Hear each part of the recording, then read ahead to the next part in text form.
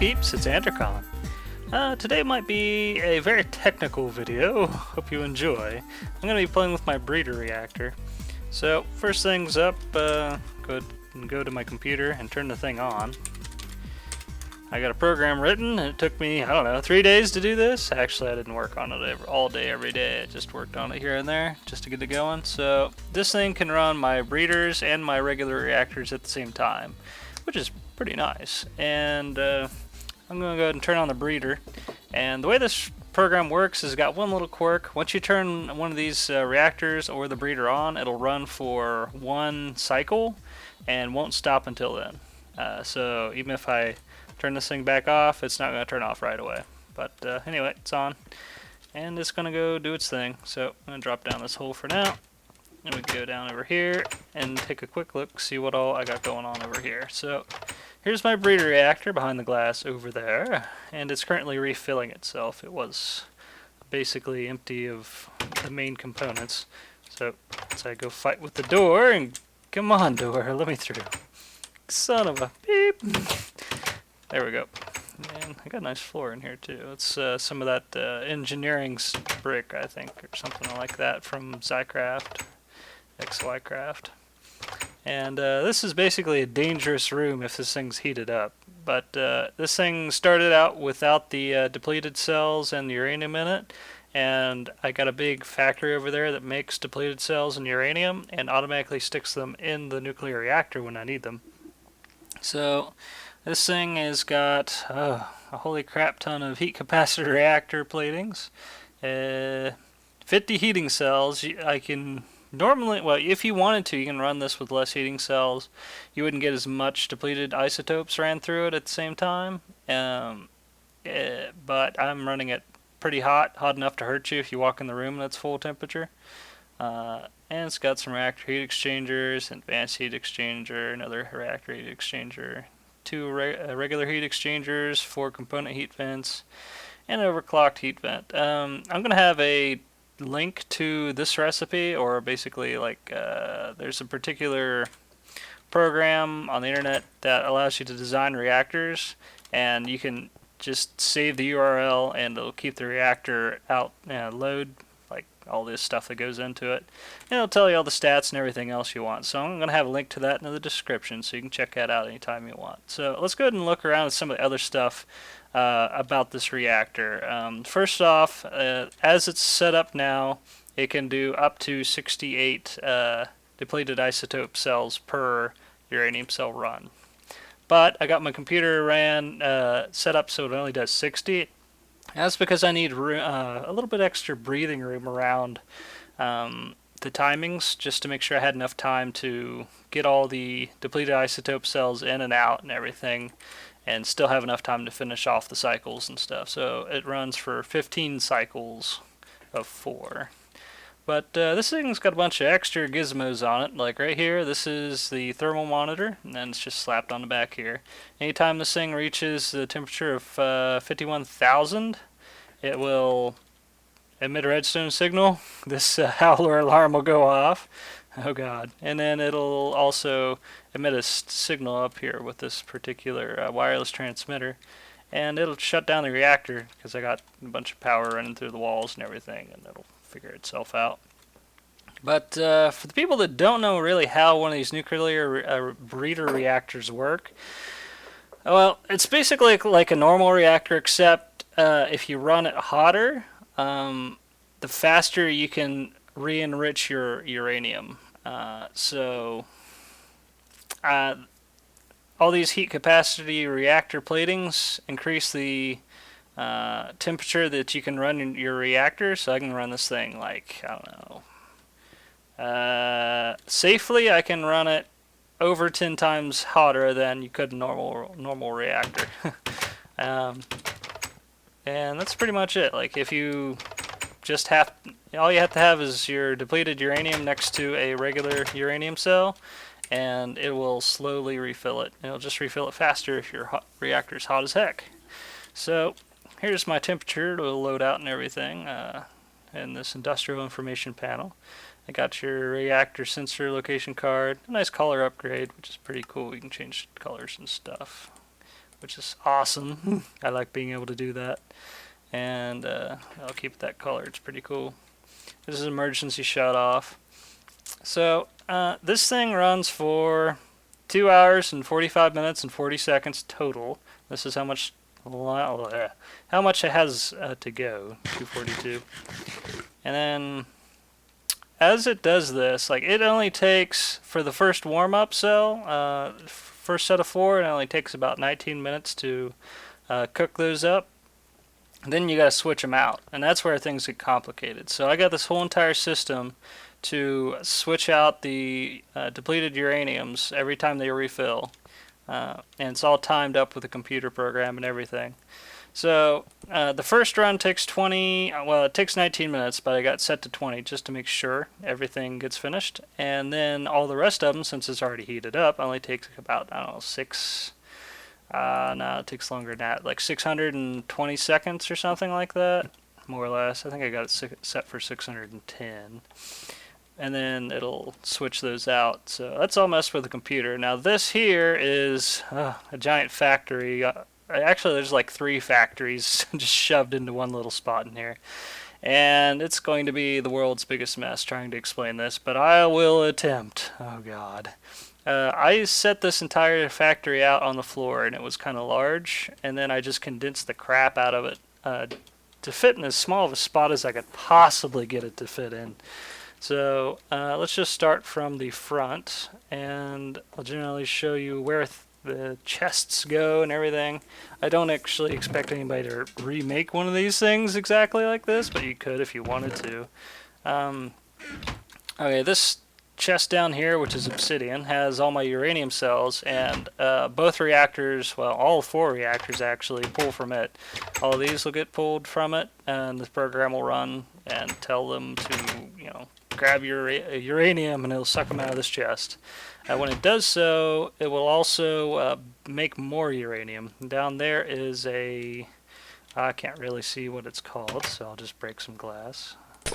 Oh God. There we go. And okay, so I got this thing here. It's a fabricator. That's it. This is his XY fabricator. Basically a automatic crafting table that works with red power pipes and stuff, which is pretty cool. So, and I got a whole bunch of metal plates in the way of the tubes, so they don't connect to things they shouldn't. And let's start here, I guess. Here's the near depleted uranium cells. Up here's all my coal macerated right there. And it'll macerate everything and turn it into coal dust. And it'll only turn on when this particular chest has any extra room. So if I like pull that out and put it back in, it'll turn some of it on and start sucking out some coal dust here and there. But yeah, it grabbed a little bit. You can see it moving in there.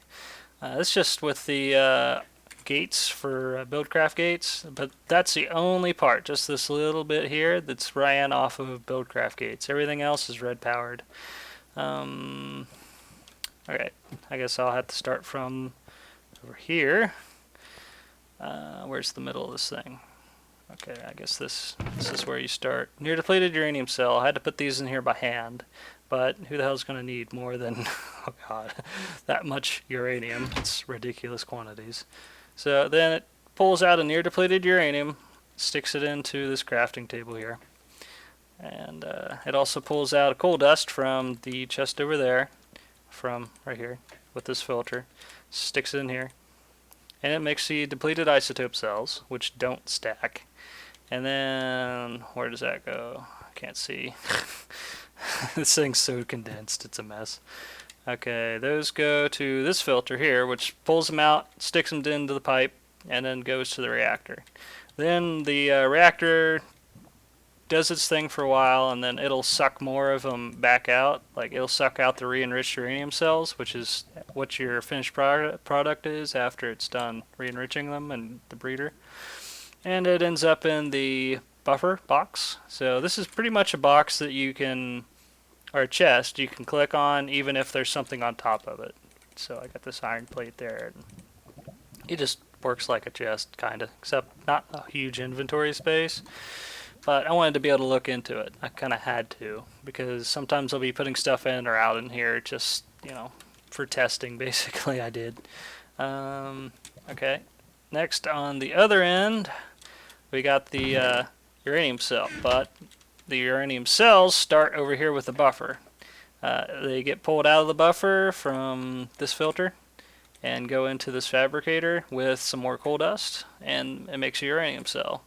And that gets pulled out and stuck into this particular uranium cell. Now in the program, I can specify how many of those to make at once. So like when this breeder runs, it'll just make one, but after I ran my full set of reactors, it'll make 27 of them.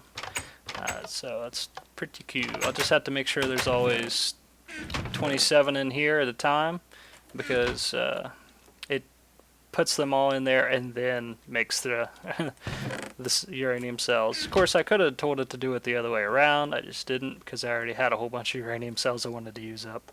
So this thing's pretty complicated. Alright, so now there's some other things in here. I had to use a bunch of blue electric power, so I got a battery box, and buried in the ground down here I've got two thermopiles, I think they're called. And this stuff is just all crammed in here like nobody's business. But I really like the red power wires, like all these bundled cables and all these colored wires, because you can make the weirdest, most interesting wiring runs, especially if you use some these plates or covers, I guess they're called. Because I can just run them up the wall, run them over a cover, and I can basically stick them one block above another, just like that, across the gap. It's pretty cool that way. I really like the way all this turned out. It took a couple days for me to build this and then wire it up and everything. Another day of just prototyping and testing, and then another day and a half for just programming the program for it. So let's go ahead and fill this mess back in here. There we go. Alright, so when this breeder turns on, it's got an off switch here, like if I really had to shut it off. I've got some wires ran through the walls behind it. It also has two lights that come on when the breeder's on. This purple light, and there's also a light in the back. That only comes on when the thing's on. And I also have another little cable here that's coming out of the reactor, and that's just going over to my MFSU. It doesn't produce a lot of power, 5 units a tick, or yeah, 5 EU a tick, but it's something. Might as well go ahead and tap into that and use it up. And I'm going to go ahead and slap on this hazmat suit here because once this thing starts heating up, well, it can really hurt you. This thing can kill a person through quantum armor. Full quantum armor with a gravity chest plate, it can kill you. It just negates the armor. But it's not heated up yet. It takes about 20 minutes for this thing to heat up. Well, about 20 minutes for this thing to heat up high enough to actually hurt you. You can already see, I seen a block disappear right here. It'll already evaporate water. And also, I think it'll get hot enough to start burning things, anything that was flammable. So there's nothing really flammable in here, fortunately. Good thing I got this thing in its own sealed chamber. Alright, so while this thing's doing that thing, while it's re-enriching its uranium, I'm going to go ahead and take a quick look at the program itself. Well, I didn't want to interrupt that program in the middle of it. That would cause me problems. So I went ahead and copied it to a disk. And CD disk, less, edit. What the heck? I could have swore I threw it on this disk.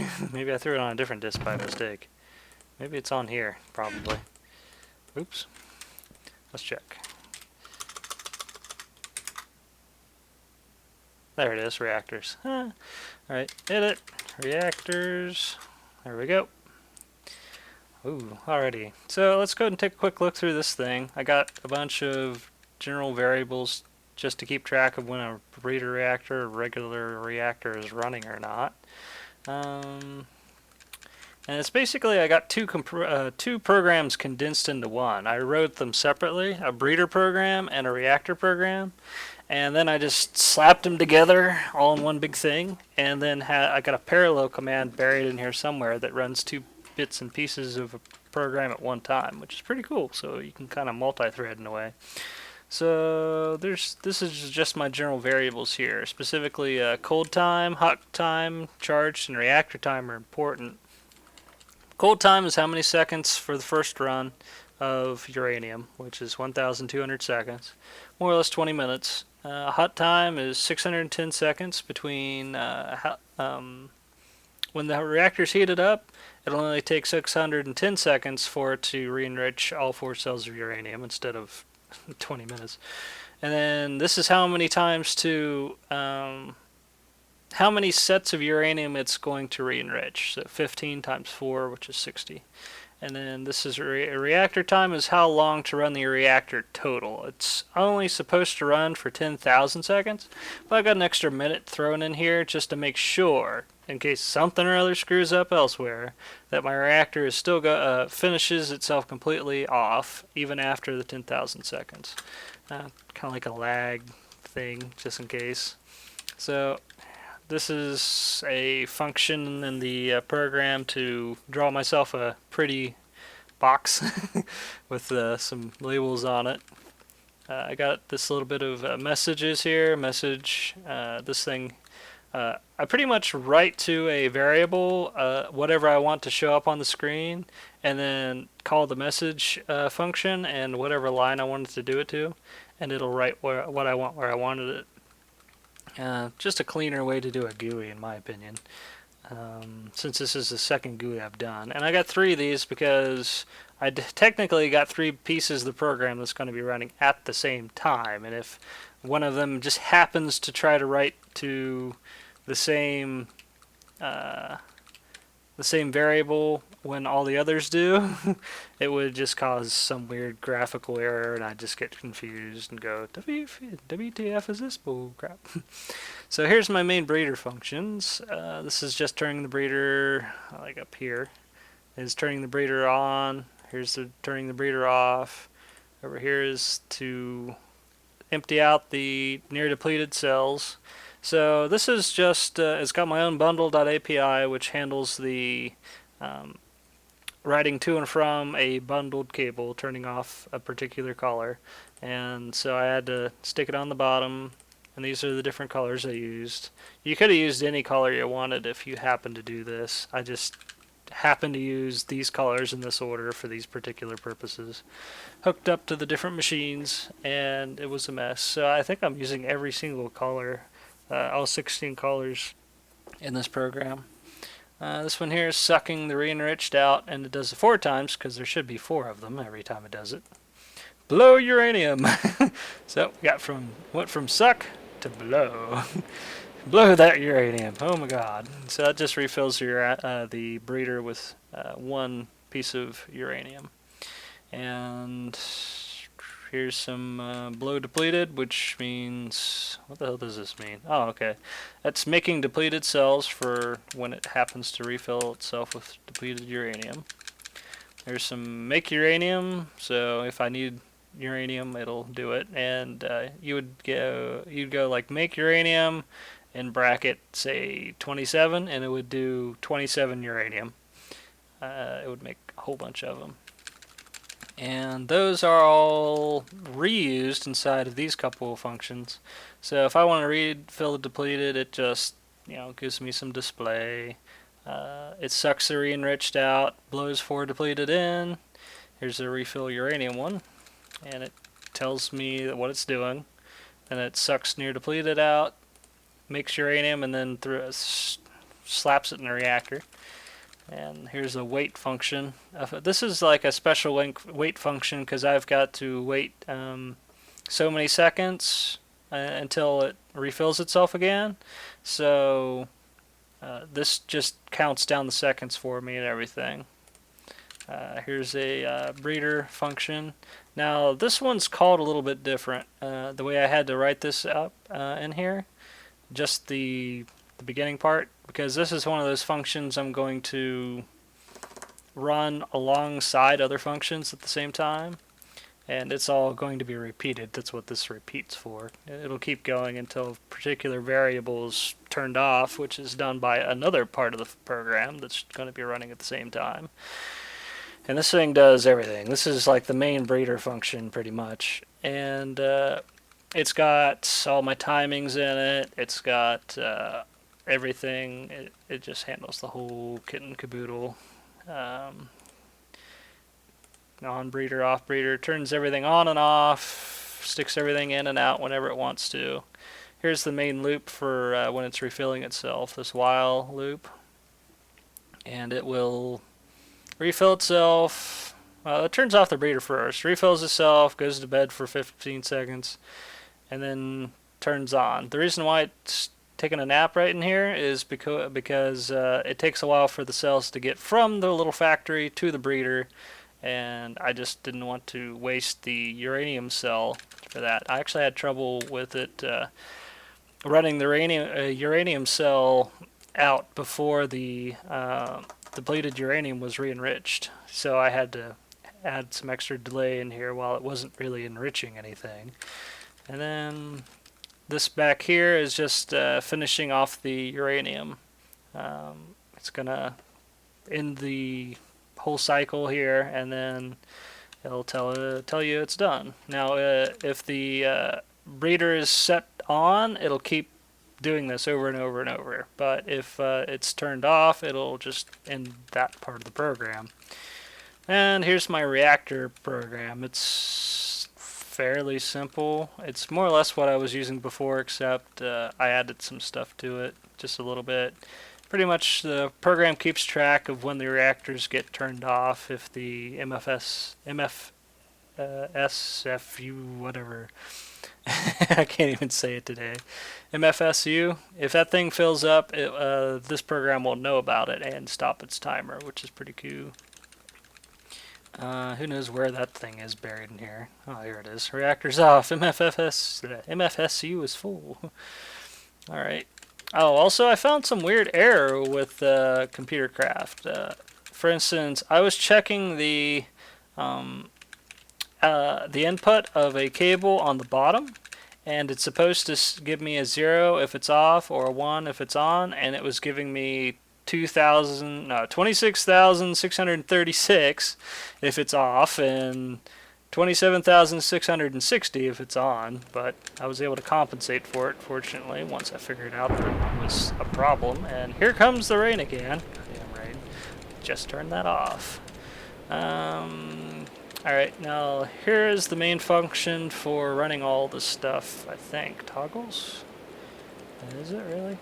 Reactors, breeder toggle, false on, controls. I kind of thought I merged this with something else, but maybe I didn't.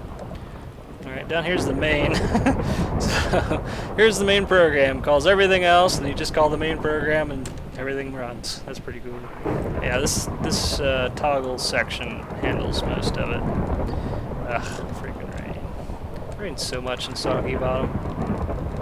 So somewhere in here it handles the GUI for whether the reactor is on or off, and the breeder. And if you turn the thing on, it'll run another section of the program, and it can run several pieces at once, which is pretty cool. This thing is set to run 3 parts of the program at once, so it's technically triple threaded, which is pretty interesting for freaking a Buildcraft computer. So hopefully I didn't bore you too much and your brain didn't explode. Let me go ahead and exit this and run it. Nothing hooked up to this computer, but we can at least look at it. Reactors. There we go. So if I use the WASD keys to move things up and down, and the D key to turn things off or on. Run parallel 32, huh? Attempt to index a nil value. Interesting. Well then, it probably doesn't run right since there is no anything hooked up to this, is my guess. So let's try this again and hit this. Oh. Parallel 22, 204. So it's probably just going to chuck me errors since there's nothing hooked up. I got no wires hooked up to this computer at all. It's all back at the base. Yep, nothing on the bottom whatsoever. Who knows where that piece of stone went? Oh, well, no. Now it's cobble. Crap. So, that's pretty much my breeder reactor setup. Let's go back and take a look at it. Okay, pretty much in time. It's about to empty out another set of cells. Maybe I can get down there in time to see this. So, currently this room is probably hot as heck and will fry my butt when I walk in since I haven't got all my reactor stuff on. Yeah, it just turned off. Okay. And it just emptied out my uranium cells. My re-enriched. And let me quickly put this stuff back on while I got a chance. Let me through the freaking door. Alright, so if you wait a few more seconds, this will fill itself back up. Now, if you can see, it's really freaking hot in here, and it is kicking my butt slowly, except with this particular suit on, it doesn't actually hurt me. So, anyway, it just refilled with depleted isotope cells, and it turned itself back on, and it's going. So, it doesn't have, it's pretty well timed, to be honest. I think I've only got a spare 10 seconds to, in between the time where the uranium depleted cells actually get completely enriched, and then it turns itself off and empties it. And that's just some leeway for my headache's sake. So this thing is 50,115 degrees or so. That's horribly, extremely hot. And depending on your reactor setup, you probably wouldn't even be able to run it that hot. Like normal reactors explode at like 10,000 or something. So you can see here my melting temperature, which means things around it starts turning into lava, is at 52,700. So if I just ran this thing a little bit hotter, things would start melting down big time in here. Like it'll turn anything into lava. Like all this stone, it'd probably evaporate the water more or turn it into lava even. Who knows? But I think it does that within a 5x5 square of it. And this room is only 5x5, so I don't know. I hadn't done enough testing to see if it actually catch any of those walls on fire or not. But it's definitely hot. You see all the flames shooting off of it like mad. My goodness. So let me just slap on a little bit of this armor here and walk in there. It's not a full suit, but you know that the hazmat suit is definitely protecting me from any damage on its end. But just with a little bit of quantum on in here, I just stand here. I ain't doing too bad. I know Ace walked in here earlier with his gravity chest plate on and a full set of quantum, and it was just handing him his buttocks. So try to take that off. Oh, not too bad. It's probably this hazmat suit that's doing it all. I'm surprised I'm not dead. Alright, it does like a heart. So let me stick, say, the legs on, and this on, and that on. Alright. So it does help protect against damage from this reactor. Any of the pieces, I guess. I think the hazmat suit chest plate part does the most.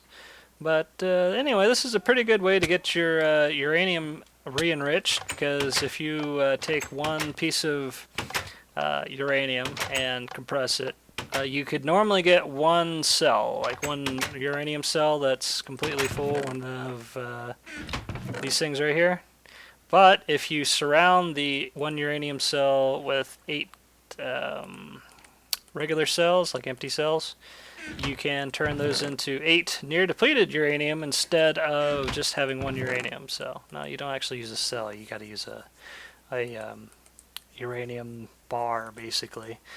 And anyway, I was able to turn one stack of near depleted, and one stack of uranium into 8 stacks of near depleted uranium cell, which with this thing can do 60 each run. I'll be able to turn all that into freaking this is more than 16 stacks I got in here. I'll be able to turn all this stuff slowly into that many stacks of uranium cells for super cheap. That's going to be awesome. And I'll get some extra power to boot. So pretty cool. I'm not going to be running out of uranium anytime soon unless this thing explodes and takes everything with it. But supposedly this uranium, well, all these nuclear reactors kind of got a little bit nerfed on their explosion radius, so even if any of these things did explode in here, they likely wouldn't do any damage, especially since I got all this reinforced stuff. This is two block thick glass of let's see, this is reinforced glass plus, in some places this wall here is 3 thick, other places it's only 2 thick. This one here is 3 thick right here. So if any of this stuff goes, I'm not really out much except the reactor itself. Now in here, I don't know so much about. This is only 1 thick. If one of these pops, it's probably going to take them all 3 out, and maybe even some of this stuff over here, but hopefully none of this explodes on me. Oh, I hope not. I'm going to have lots and lots of power, so sometime soon, when I get enough time and make another episode, I'm going to be making a huge array of MFSUs, all hooked up to ultra high power, and I'm going to charge all these things up, and they're all going to go right in here. I got a pretty good setup on a single player world on how to do this, and pretty much the whole base is likely going to be running off of ultra high power, and if I get enough overclockers in my furnaces, you'll throw in a stack and then instantly get a stack out. So that's going to be pretty awesome if I want to macerate stuff and cook anything at all. Just, you know, slap in a stack, instantly get it cooked. That's going to be so cool. Also over here I'm going to have some other power generation from lavas. This all is coming from the nether. That's a lot of lava, some 6,550 buckets. Boy, that's a lot of lava. Alright, well, hope you enjoyed, and I'll catch you next time. Let's just take a quick look over here and see what this particular program's up to. I still got 13 sets of cells to go, and it's doing its countdown. So, catch you later.